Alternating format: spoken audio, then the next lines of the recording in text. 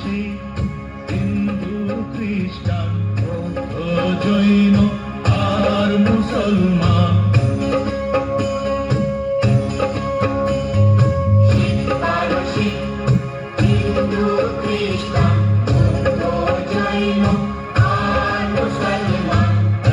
একতার স্বপ্ন নিয়ে গড়া রঙিন এই দেশ, এই দেশ, এই দেশ, এই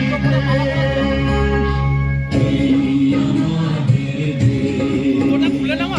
ভারত মহাদেশ, এই আমাদের দেশ।